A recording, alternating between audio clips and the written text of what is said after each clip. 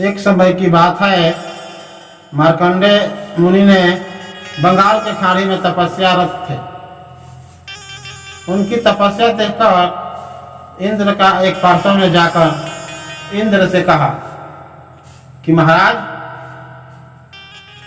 बंगाल के खाड़ी में एक मार्कंडेय नाम का तपस्वी बहुत जोर में तपस्या कर रहा है। हो सकता है कि वह कहीं आपका राज न छीन ले।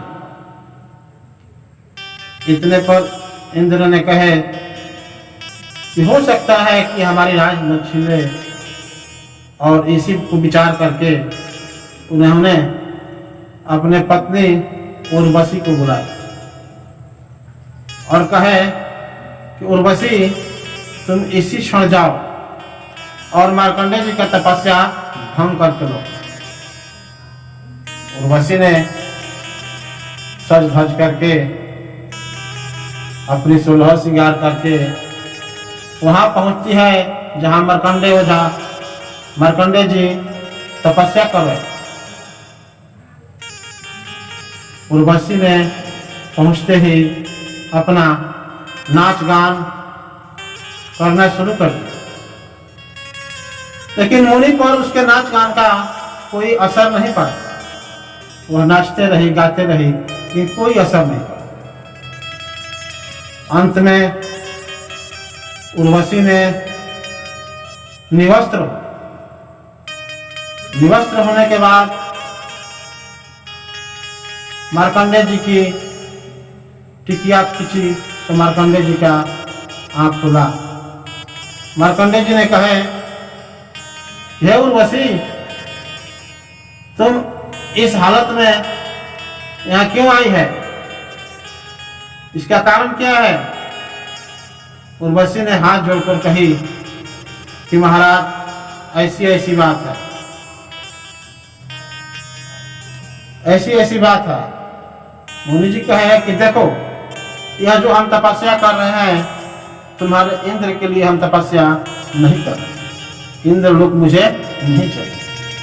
मैं तो सत्य लोक के लिए यह तपस्या कर रहा हूं, जहां तुमसे भी सुंदर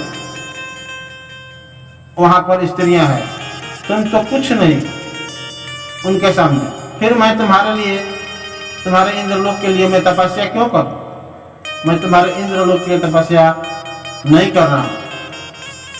ये बताओ कि तुम इंद्र के साथ कितने दिन रहोगे? अगर ये इंद्र मर जाए तो क्या करोगे? उर्वशी ने बोली कि मैं 14 इंद्र के साथ रहूंगी, 14 इंद्र का भोग करूंगी। फिर ये बताओ कि जब इंद्र मर जाते हैं तो ये कहाँ जाते हैं, किस जोनी में जाते हैं, इनका क्या जन्म होता है? उर्वशी ने कही कि जब इंद्र यहाँ से जाते हैं तो उन्हें गधे की जोनी मिलती है, और तुम जब इंद्र का साथ छोड़कर जाओगे तो तुम्हारा क्या चीज का जन्म होगा? तो वह बोले कि हम लोगों का जन्म गधे की होगी। फिर मार्कंडेय जी ने कहा, ये बताओ तुम, ये गधा और गधे का जन्म के लिए मैं तुम्हारा लोक के लिए क्यों तपस्या करूंगा?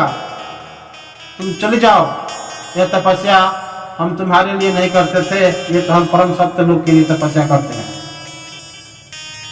उर्वशी लजाकर काठ हो गई और वहां से चल पड़ी। जय श्री